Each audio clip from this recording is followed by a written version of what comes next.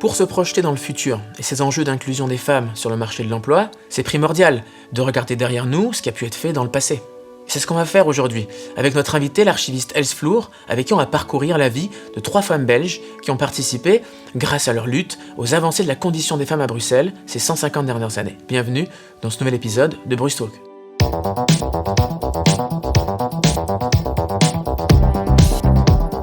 Else Floer, bonjour. Merci d'être là pour ce nouvel épisode de Bruce Talk. Else, tu es archiviste au CARIF, le Centre d'archives et de recherche pour l'histoire des femmes à Bruxelles. Et ensemble, aujourd'hui, on va se pencher sur le parcours de plusieurs femmes qui ont marqué à la fin du 19e et au 20e siècle le mouvement des luttes féministes à Bruxelles. Mais dans un premier temps, j'aimerais qu'on revienne sur les idées reçues sur les femmes dans les siècles précédents. On se fait des idées sur le rôle qu'elle pouvait avoir, et au fait, il était un peu différent. En effet, c'est très intéressant de commencer dans ce 19e siècle, parce que ce siècle est considéré comme un moment dans lequel on va beaucoup accentuer la différence entre les femmes et les hommes. Et en plus, on est dans une société qui est globalement très inégalitaire. C'est-à-dire qu'il y a non seulement les inégalités femmes-hommes, mais aussi les inégalités sociales. Et on considère que c'est presque normal, qu'il y a beaucoup de pauvreté dans une société.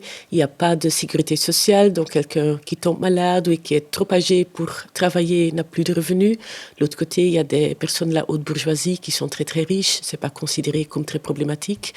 Il y a les inégalités aussi au niveau racial. C'est un monde colonisé, donc il y a plein de populations dans le monde qui sont soumises à un régime quand même très très oppresseur. Et donc à ça s'ajoutent alors les inégalités entre les femmes et les hommes. Et donc ce qu'on voit, c'est que ces inégalités ou les idées reçues derrière, ces inégalités sont de tous les temps, de toutes les sociétés, ont toujours existé, mais l'impact n'est pas toujours le même selon l'époque ou selon le pays, la culture dans laquelle on est. Et on voit au 19e qu'il y a beaucoup de choses qui viennent ensemble pour créer un cadre dans lequel on va beaucoup accentuer ces différences. Il y a les médecins, les scientifiques qui sont se pencher sur le corps des femmes et des hommes, qui vont le voir et l'interpréter comme beaucoup plus différent qu'on le faisait dans le passé. À ça s'ajoute la religion qui a toujours accentué la différence entre les femmes et les hommes. Et c'est Adam qui est créé par Dieu et on est dans la religion catholique. Ève suit par après. On considère qu'elle est soumise donc à l'homme. Il n'y a pas de prêtre femme dans l'Église catholique, donc il y a une structure inégalitaire aussi. Il y a tout le système aussi de droit qui est très inégalitaire. Il y a un code civil créé par Napoléon et repris par l'État belge, qui va considérer les femmes mariées comme soumises à leur mari. Et donc, elles sont littéralement, dans les articles de cette loi, considérées comme des mineurs, comme des enfants. Elles ne pouvaient, par exemple, pas aller en justice. Elles ne pouvaient pas aller travailler sans l'autorisation de leur mari. Elles ne pouvaient pas être dans un conseil de famille, par exemple. Même quand un enfant était né, ce n'était pas la mère qui pouvait aller déclarer cette naissance, ça devait être le père. Donc, elle était vraiment, en effet, considérée comme complètement dépendante de son mari. Ce qui n'était pas le cas pour les femmes qui n'étaient pas mariées. Et là, elles étaient des personnes indépendantes, mais au moment du mariage, on perdait énormément de possibilités. Ouvrir un compte en banque était impossible. Même si tu avais tes propres biens au moment du mariage, après le mariage, ton mari pouvait décider ce qu'il voulait de ces biens-là et tu n'avais plus rien à dire. Donc, si tout se passait bien dans le mariage, pas trop de problèmes. Au moment qu'il y a des tensions, c'est l'homme qui a toujours automatiquement raison. Pour la femme, on a un rôle, c'est mère, épouse, enfin la combinaison des deux, le fait qu'elle tient bien le ménage. Et on va parler surtout du travail des femmes. Ces deux rôles-là, ça a des grandes implications sur la manière dont on voit le travail pour les hommes et le travail pour les femmes. C'était souvent des métiers qui étaient exercés, qui n'étaient pas du tout valorisés. Pendant l'industrialisation, elles vont être écartées aussi de certains métiers, c'est ça ? Il y a cet idéal que la femme doit rester à la maison, que l'homme va travailler, mais il faut savoir que dans la majorité de la population, ce n'était pas la réalité. On avait besoin des revenus que tout le monde apportait, même les enfants, allaient travailler dans des usines ou travailler dans l'agriculture. Donc on avait vraiment besoin des revenus de tout le monde, mais la couche de la société dominante, la bourgeoisie, dans cette couche-là, c'est possible que la femme, selon cet idéal, reste à la maison, ne va pas travailler. Et cette bourgeoisie va essayer de convaincre la société que ça, c'est la manière idéale de vivre. On est vraiment convaincu à l'époque que vivre selon ses capacités physiquement ou intellectuellement différentes entre femmes et hommes, c'est non seulement important pour les hommes et pour les femmes et de rester bien dans ces rôles, mais c'est aussi important pour toute la société, que la société va mieux fonctionner si les femmes sont à la maison et si les hommes vont travailler. Et donc ça va influencer la manière dont on voit le travail des femmes. On va commencer à le problématiser. Et au XIXe siècle vient l'industrialisation. Conséquence que le travail se passe beaucoup plus loin de la maison pour une grande partie de la population. Et là, il y a une tension qui s'ajoute à ce qu'on a déjà comme idée reçue sur le travail des femmes, le travail des hommes. C'est le fait que les femmes, quand elles vont travailler, le font en plus qu'avant, en dehors de leur maison. Et ça va déclencher tout un débat sur qu'est-ce qu'on fait avec ce travail des femmes? Est-ce que c'est une bonne chose que les femmes mariées, et surtout les mères de famille, vont travailler? Ou est-ce qu'il faut essayer de limiter un maximum leur travail, surtout quand ce travail se fait en dehors de la maison? Je voudrais revenir sur la proposition de l'enseignement ménager. C'est quoi? C'est en 1886. En gros, il y a eu des conflits sociaux et la réponse institutionnelle, c'était l'enseignement ménager. Est-ce que tu peux m'en parler un petit peu? En effet, l'enseignement ménager a été fortement stimulé par le gouvernement, par l'administration belge après les émeutes sociales fin du XIXe siècle. À ce moment-là, il y avait une très grande pauvreté dans la population ouvrière, surtout qui travaille dans les usines. Et les salaires étaient hyper bas, les conditions de travail étaient mauvaises. On faisait des très très longues journées pour presque rien comme revenu. Et donc, il y a des manifestations, des émeutes. Et qu'est-ce que fait le gouvernement? Il va répondre avec la proposition de créer partout des initiatives. Ça pouvait être en cours de soir ou ça pouvait être en cours de journée pour apprendre les femmes à mieux tenir leur ménage. Avec quelle idée? L'idée qu'on ne va pas augmenter le salaire des travailleurs. On reste avec ce qu'on a, ces salaires hyper bas. Mais si les femmes apprennent à mieux tenir leur ménage, elles vont gérer mieux ce petit salaire. Elles vont arriver à faire plus avec ce salaire qu'avant. Et donc, il y aura moins de tension sociale. Ça montre comment, à l'époque, on a l'idée que la femme a un rôle clé à jouer si elle reste vraiment dans l'idéal qu'on a créé pour elle, rester à la maison, soutenir son mari dans le travail que lui, il fait. Et en tout cas, pas augmenter les salaires, ce qui pour nous semble être la réponse logique quand il y a des émeutes liées tellement à une situation de précarité et de pauvreté. Et justement, pour illustrer cette volonté de travail et d'émancipation, de ne pas rester cantonné au domicile, j'aimerais qu'on du coup passe à la première femme qui nous intéresse, c'est Marie Popelin. Est-ce que tu peux me parler un petit peu de qui était Marie Popelin et de son parcours un petit peu? Marie Popelin était une vraie bruxelloise. Elle est née à Schaerbeek. Elle va passer la plus grande partie de sa vie à Bruxelles. Ce qui est important, c'est de dire qu'elle va commencer sa carrière professionnelle dans l'enseignement. Dire carrière professionnelle pour une femme, c'est un peu en contradiction avec ce qu'on a dit avant, mais elle est issue de la petite bourgeoisie et à l'époque, l'enseignement était considéré comme un métier que les femmes pouvaient exercer. C'était un des seuls métiers, gouvernante, enseignante, pour les femmes issues des couches un peu plus aisées de la société. Marie Popelin devient enseignante et elle devient enseignante dans une école très intéressante. C'est les cours d'éducation pour jeunes filles qui ont été créés en 1864 par Isabelle Gatti de Gamon. Et qu'est-ce qu'Isabelle Gatti de Gamon veut faire avec cette école? Elle veut créer une école où les filles ont vraiment la même qualité d'enseignement que les garçons. Ce n'était pas le cas à l'époque. Il faut savoir que la majorité des personnes suivent que l'enseignement primaire. Il n'y avait pas l'argent pour continuer au niveau de l'enseignement secondaire. Pour la bourgeoisie, c'est le cas. Mais qu'est-ce que c'est l'idée? C'est les garçons qui après vont avoir les métiers qui vont être actifs dans l'administration, dans l'économie. Donc il faut investir dans leur enseignement. Mais les filles vont se marier et rester à la maison. Donc il n'y a pas beaucoup de raisons d'avoir une un enseignement de qualité. Et en effet, l'enseignement pour jeunes filles à l'époque, au niveau secondaire, était vraiment de mauvaise qualité. Donc c'était totalement laissé à l'initiative privée. Il n'y avait pas l'État qui intervenait avec un programme de cours ou avec des écoles modèles comme les Athénées qui existaient pour les enfants. C'était surtout des écoles catholiques et on apprenait aux filles de mener un peu la conversation dans différentes langues, au niveau, quand il y a des visites dans la maison, de tenir le ménage, c'est-à-dire aussi de bien gérer les domestiques dans leur travail, de jouer un peu le piano pour entretenir les personnes qui venaient visiter, et ça s'arrêtait plus ou moins à ça dans la très grande majorité des écoles qui existaient. Marie-Isabelle Cathy-Degamant va considérer que c'est une erreur, qu'il faut vraiment investir dans l'enseignement des filles. Elle était la fille de Zoé de Gamant qui avait déjà plus avant pensé cette question d'émancipation des filles, et donc Isabelle, sa fille, va créer une école soutenue par le Parti libéral ici à Bruxelles pour améliorer l'enseignement des filles. Oui, j'avais noté la charte de l'institution qui était « Créer non une femme libre telle que le rêve l'imagination désordonnée de quelques sacristains en délire, mais la femme émancipée, honorablement émancipée par le travail, par le talent et par la science ».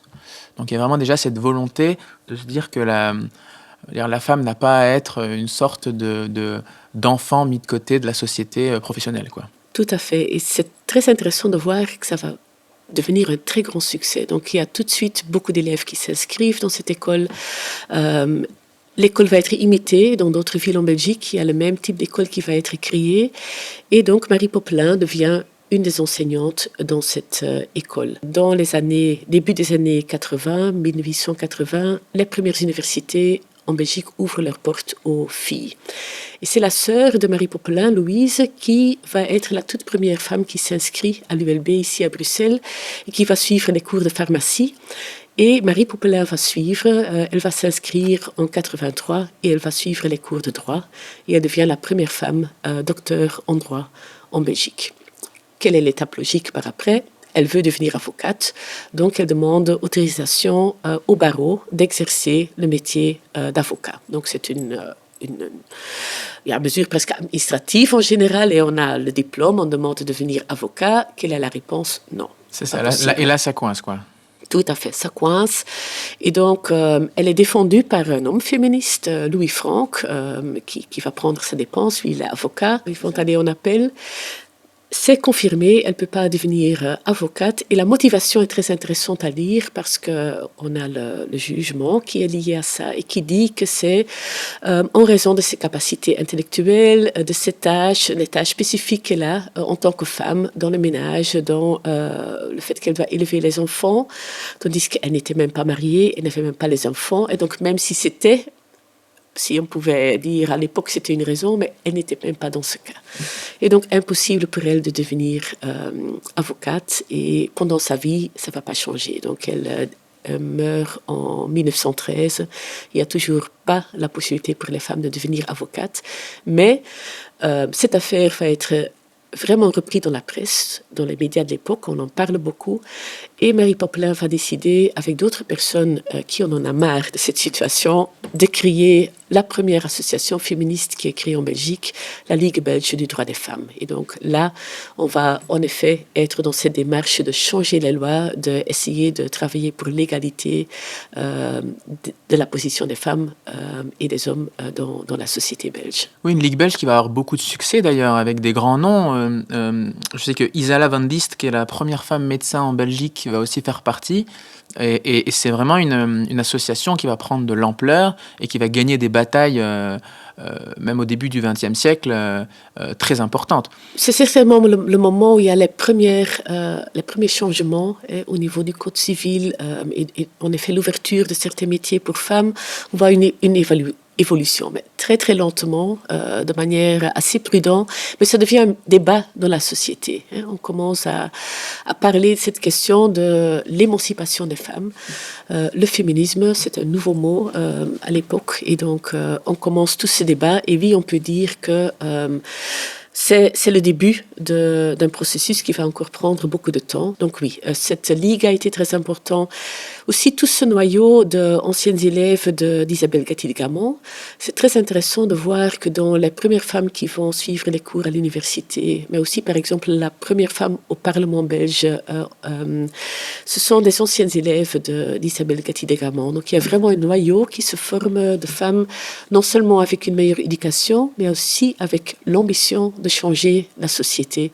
Et le réseau d'associations féministes est important là-dedans, et aussi le fait que la qualité de l'enseignement va s'améliorer parce que, naturellement, les autres écoles ne peuvent pas rester à l'arrière. Au moment que les femmes commencent à suivre des cours universitaires, il y a quand même l'État qui se réalise aussi qu'il y a quelque chose à changer, qu'il faut améliorer la qualité de l'enseignement des filles. Et tout doucement, là aussi, il y a des choses qui vont changer. Et vers 1925, on peut dire que, en principe, les filles et les garçons ont plus ou moins le même enseignement secondaire dans les filières générales, les humanités, de l'enseignement, oui. Et parmi justement ces femmes qui, dans l'entre-deux-guerres, ont aussi marqué les avancées féministes belges, il y a justement Louise de Crane-Van Duren. Est-ce que tu peux me parler d'elle un petit peu Donc Louise de Crane, en effet, c'est quelqu'un, une intellectuelle née à Anvers, mais elle va vivre à Bruxelles surtout. Elle va suivre des cours de philosophie, elle est philosophe à l'Université libre de Bruxelles. Et elle va commencer à s'inquiéter beaucoup dans les années, fin des années 20 et dans les années 30, des discriminations sur le marché du travail. Surtout dans les années 20, on entre dans une période de crise économique et elle va comprendre qu'il y a des mesures prises pour essayer d'écarter le plus possible les femmes du monde du travail pour libérer des emplois pour les hommes. Et donc on va diminuer par exemple déjà les salaires des femmes dans l'enseignement ou dans l'administration publique parce qu'on considère que leur travail n'est quand même pas tellement important que celui des hommes. Ce sont les hommes qui apportent les revenus du ménage. Les femmes, c'est un peu en second lieu, comme un petit ajout. Et Louise de Crane-Van Duren va vraiment organiser la résistance. C'est très intéressant de voir dans ces papiers que nous conservons au centre d'archives, de voir comment elle va essayer de créer un argumentaire pour défendre ce droit au travail des femmes. Elle va vraiment essayer de noter toutes les raisons pour lesquelles les femmes vont travailler. Et ça peut être entre l'envie de faire quelque chose en dehors de la maison, mais aussi le fait que souvent, il y a vraiment besoin dans la famille d'avoir ces revenus d'une femme qui est mariée, mais peut-être son homme est malade, son mari est malade, ne sait pas travailler. Il y a plein de raisons pour lesquelles les femmes vont travailler.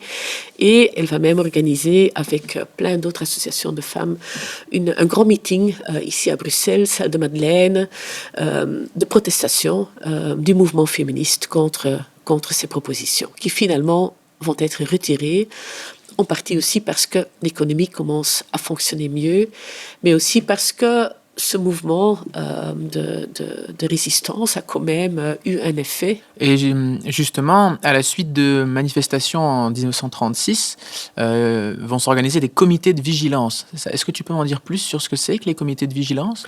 C'est un comité, donc il y a un comité de vigilance qui est créé et c'est un groupe d'associations de femmes issues donc de cet associatif de femmes et féministes qui vont dire voilà, maintenant on a vécu cet épisode-là et nous voulons maintenant être très prudents pour bien suivre toutes les politiques qui sont créées, les propositions de loi, tout ce qui se passe au niveau de l'administration, du gouvernement, pour éviter qu'on est de nouveau confronté à une démarche telle qu'elle. Et donc, si on voit que des choses se tournent mal, on veut être là ensemble pour réagir. Donc, c'est ça l'idée de ce comité de vigilance, de dire, voilà, on a maintenant gagné l'affaire ici, mais il y a le risque que ça va se répéter. Et à ce moment-là, nous devons être sûrs qu'avec le groupe qu'on a, on va réagir ensemble. Que c'est pas de nouveau qu'il faut commencer à se contacter et à voir est-ce qu'on est d'accord de réagir ensemble, oui, non. Non, on prend une position de principe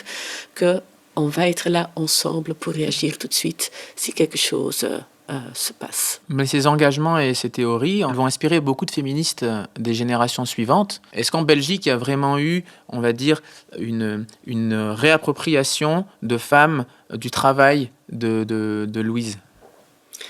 Eh ben là, c'est intéressant que, d'une certaine manière, elle avait une position un peu minoritaire dans ce féminisme. Donc, elle pensait vraiment à l'égalité femmes-hommes comme quelque chose de très, allez, d'une manière très radicale. Donc, elle disait il faut vraiment écarter toutes les discriminations et les différences dans la législation pour atteindre une vraie égalité. Donc, par exemple, même une interdiction de travailler pendant la nuit pour les femmes, ou même la protection de la femme enceinte, elle allait voir allez, pour quelles raisons c'est vraiment nécessaire et où est-ce qu'on retombe dans ces stéréotypes que les femmes doivent être plus protégées que les hommes. Et ça, c'était quand même assez rare. À l'époque, dans le mouvement féministe, la position majoritaire presque était une position de... On sait qu'il y a des différences entre femmes et hommes, on veut les respecter même, mais on veut éviter que la législation qui se crée autour va limiter les femmes dans le rôle qu'elles peuvent prendre. Par exemple, ok, la majorité des femmes veut rester à la maison et veut se marier. Les féministes venaient des couches de la bourgeoisie où ces idées étaient dominantes. On partage ça, mais on veut avoir un espace pour les femmes qui veulent faire autre chose. Ça doit être possible. Et on veut aussi que toutes ces femmes-là qui sont mères de famille, qui restent à la maison, ont quand même une égalité dans le mariage, parce qu'autrement, s'il y a un problème côté de leur mari, il est alcoolique, c'était le scénario qu'on répétait tout le temps à l'époque, par exemple. Elle est sans pouvoir, elle ne sait rien faire, elle ne sait pas défendre les intérêts de ses enfants. Et donc c'est pour cette raison-là, parce qu'il y a une différence, mais parce qu'on veut soutenir les femmes dans leur rôle spécifique, qu'on va changer les lois. Donc la plus grande partie du mouvement féministe pensait aussi à partir de cette différence entre femmes et hommes. Et Louise de Kraan-Van Dure était dans un groupe plus minoritaire qui allait penser assez radicalement l'égalité. Et de cette manière, on peut dire qu'elle n'a peut-être pas tellement influencé à long terme des autres féministes. Elle en a influencé un groupe de nouveau qui reste assez minoritaire. Mais naturellement, de l'autre côté, la manière dont elle va argumenter les choses, la clarté de ses raisonnements, oui, il y a beaucoup de travail qu'elle fait qui va être repris par après, ou que des personnes qui ont travaillé avec elle vont continuer à travailler dans d'autres associations comme le Conseil national des femmes belges, par exemple, après la Deuxième Guerre mondiale. Donc, il y a un lien, mais en même temps, elle était quand même quelqu'un assez exceptionnel aussi dans ce mouvement féministe. Et justement, en parlant d'après la Deuxième Guerre mondiale, ça me permet d'enchaîner sur la troisième femme dont on va un peu parcourir la vie. C'est Eliane Vogelpolsky. Elle est issue de la bourgeoisie, elle est d'origine juive russe. Et est-ce que tu peux me raconter un petit peu son parcours ? Eliane Vogelpolsky a été très importante parce qu'elle va être vraiment au centre des débats autour de l'égalité salariale entre les femmes et les hommes. On considérait que les femmes n'étaient pas les pourvoyeurs de famille, ça c'était l'homme, et donc c'était pas important de leur payer beaucoup. Il fallait simplement leur payer un peu. Donc les écarts salariaux étaient très prononcés et il y avait déjà longtemps des débats autour de ça. Dire voilà, il faut réduire cet écart salarial. Et qu'est-ce qui est nouveau, c'est que la communauté européenne qui va tout doucement se créer dans le traité de Rome, ce qui est maintenant l'Union européenne au début, on veut créer une économie plus globale et on s'inquiète du fait que dans un pays, les travailleurs de textile sont des hommes avec un salaire plus élevé, majoritairement. Dans un autre pays, les travailleurs dans le textile sont beaucoup plus des femmes, les salaires sont plus bas et donc concurrence qui n'est pas honnête. La Belgique fait partie de cette communauté européenne naissante et est donc censée travailler doucement, mais quand même de manière soutenue vers égalité salariale. Ce n'est pas du tout ce qui se passe. Et Eliane Vogelpolsky est une des premières personnes qui va dire on peut utiliser ce traité de Rome comme un argument pour imposer en Belgique, dans des cas très spécifiques, dans des usines, cette égalité salariale. Elle va dire on peut utiliser ce traité de Rome comme un levier pour arriver à une égalité. Parce qu'elle, au départ, elle est docteur en droit, c'est ça, à l'ULB. Et elle a même pratiqué le droit social. Donc, elle est vraiment, entre guillemets, spécialiste aussi de tout ce qui est droit et le changement, justement, du droit à l'échelle européenne. Oui, tout à fait. Pour expliquer, en effet, c'est important de mentionner tout son parcours. En effet, elle est une académique, elle a étudié à l'ULB et en effet, elle est experte de tous les points de cette question-là. Elle, le droit européen, le droit social, elle s'y connaît à fond. Et donc, elle va continuer à chercher où est-ce qu'il y a un cas qui me permet, et elle a besoin de plusieurs tentatives avant d'arriver à un cas qui est lié à la Sabena pour défendre son idée. La Sabena, qui est l'ancêtre de Brussels Airlines, la compagnie aérienne.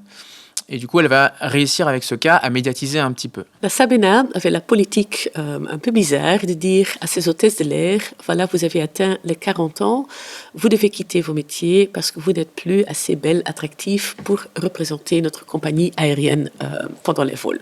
C'était officiel. C'était marqué, vous n'êtes pas assez attractive, vous avez 40 ans. Oui. Voilà, donc c'était pas mis, je ne sais pas si dans le texte le mot belle était utilisé, mais c'était la raison derrière. Les hommes pouvaient continuer jusqu'à leurs 50 ans. Et on sait que c'était la raison derrière parce que dans tous les débats autour de cette situation qui va se développer, à un certain moment, il y a même un petit défilé de beauté qui est créé dans lequel les hôtesses d'air peuvent prouver qu'elles sont encore assez attractives pour continuer quand même un peu plus. Mais bon, ça c'est dans toute l'histoire qui va suivre. C'est un petit moment où ils pensent que c'est peut-être une bonne idée de trouver une solution de cette manière-là, ce qui me semble un peu problématique, mais à l'époque, ça n'a pas duré longtemps, mais quand même, c'était l'idée, c'était la solution qu'ils avaient en tête. Et il y a des hôtesses qui ont envie de travailler plus longtemps que 40 ans. Et elles vont trouver Eliane Vogelpolsky qui dit, voilà, j'ai besoin d'un cas de quelqu'un qui va maintenant subir cette discrimination.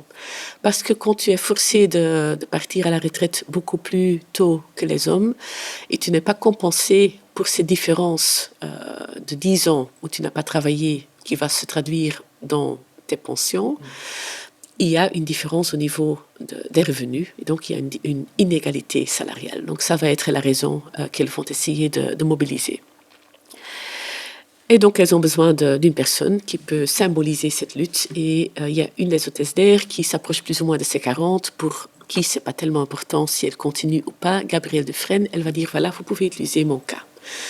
Je suis dans cette situation-là, et je suis prête à porter cette demande. Et donc, Eliane Vogelpolsky va créer un cas autour de Gabrielle Dufresne. Les juges belges vont dire intéressant, elle utilise ce traité de Rome. On va demander au cours européen de se prononcer sur est-ce que oui, non, il y a un problème dans cette situation-là. Et donc, ça va prendre du temps parce que c'est pas gagné d'un coup, mais finalement, en effet, la Sabena ne peut pas continuer de cette manière-là. C'est dingue de se dire que, en fait, c'est en 76 que l'arrêt de Fresnes se fait, et donc il n'y a même pas 50 ans. C'est-à-dire qu'il n'y a même pas 50 ans, il y avait encore des politiques de discrimination de femmes qui doivent partir à la retraite par rapport à leur beauté dans nos villes, quoi. Enfin, dans notre pays, quoi. Enfin, c'est-à-dire, c'est pas il y a 500 ans, quoi. C'était il y a 50 ans, quoi. Oui, c'est il y a 50 ans, et c'était en effet dans les années 70, il y avait de nouveau un renouveau féministe. C'était comme au 19e siècle, à la fin du 19e, on voit qu'il y a un mouvement féministe assez important, assez marqué dans les années 70, ça revient. Et donc, ces mouvements féministes vont aussi être solidaires avec les hôtesses de l'air et vont défendre aussi cette idée. Mais on voit en effet, il y a 50 ans, qu'il y avait encore beaucoup de travail. Ma mère, à ce moment-là, elle était jeune mariée. C'était mon père qui était considéré comme chef de famille, et ma mère n'avait jusqu'en 76 aussi, je pense, pas droit d'ouvrir elle-même un compte en banque, par exemple. Parce que dans le Code civil, même si en principe, entre-temps, il y avait une égalité dans le mariage, dans tout ce qui était la gestion des biens, c'était pas encore le cas. Et donc, pour elle, au début de son mariage, c'était pas possible d'ouvrir elle-même un compte en banque. Elle avait besoin que mon père signe, lui donne autorisation. Et donc, c'était encore la situation à ce moment-là. Je voudrais terminer par, on va dire, le petit pont entre cette époque-là et aujourd'hui, et peut-être parler un petit peu des actions des femmes contre la crise dans les années 80, ou même de manière plus générale de dire, selon toi, quelle a été la trajectoire par rapport à la situation et à la condition des femmes depuis cette époque jusqu'à peu près aujourd'hui? Est-ce que c'est plutôt une trajectoire positive? Est-ce que c'est une trajectoire suffisante ou pas? Ce qu'on voit quand on essaye de regarder un peu tout ce siècle et plus de lutte pour l'émancipation, on voit qu'il y a beaucoup qui a été gagné. Donc, quand on compare la situation au niveau de l'enseignement, par exemple, de l'époque avec la situation aujourd'hui, en principe, il y a une égalité. En même temps, on voit que dans tout ce qui est les filières techniques et professionnelles, dans le choix des études, l'écart entre les choix des filles et les garçons est encore très, très prononcé. Et la question est-ce que c'est vraiment lié au talent, aux envies de ces deux groupes, ou est-ce que les stéréotypes jouent quand même encore un peu dans le choix, ou beaucoup, dans le choix des études? Même chose au niveau des métiers. Tous les métiers sont ouverts aux femmes et aux hommes. En même temps, quand on regarde les métiers les plus exercés en Belgique, il y en a très très peu où il y a plus ou moins 50-50 femmes-hommes qui sont présents. Et dans les métiers de soins, très grande majorité de femmes, construction, très grande majorité d'hommes. De nouveau, peut-être la question, où est-ce qu'il y a des stéréotypes qui sont en jeu, où est-ce qu'il n'y en a pas. Donc ça, c'est des questions qui restent. L'égalité dans les lois, dans la législation, là, il y a vraiment des très grands pas qui ont été mis vers l'avant. Et finalement, il y a encore plein d'autres problèmes dont on a beaucoup moins parlé, mais par exemple, tout ce qui est les violences genrées, tout ce qui est les violences envers les femmes, mais aussi envers beaucoup d'autres groupes comme la communauté LGBTQ, par exemple, qui reste quand même très, très prononcée. Et on en a parlé beaucoup, je pense, de nouveau les mois passés, les années passées aussi dans le contexte bruxellois, des cafés, le mouvement étudiant, etc., les étudiantes qui souvent sont dans des situations très vulnérables. Et là, on voit quand même qu'il y a aussi encore un très grand travail à faire pour assurer que des jeunes filles, des jeunes femmes peuvent sortir à l'aise et n'être pas avec cette peur de violence qui existe encore tellement. Els, merci. Merci d'être venu aujourd'hui nous parler de ça et de se dire que c'est en regardant aussi dans le passé qu'on peut voir d'où on vient et toutes les batailles qui ont été déjà gagnées, mais de voir qu'on a encore quand même, on va dire, beaucoup de boulot, quoi. Merci d'avoir regardé ou écouté cet épisode de Brustalk, j'espère qu'il vous a plu. Et si c'est le cas, likez, partagez, commentez et abonnez-vous à Bruscop. Et si vous voulez aller plus loin, notre revue sur l'inclusion des femmes sur le marché de l'emploi à Bruxelles est toujours disponible sur notre site internet bruscop.be. Bruscop, c'est avant tout un média indépendant et participatif. Donc n'hésitez pas aussi à nous soutenir sur notre site via un don ou un abonnement si vous le pouvez. Et moi, je vous dis à bientôt.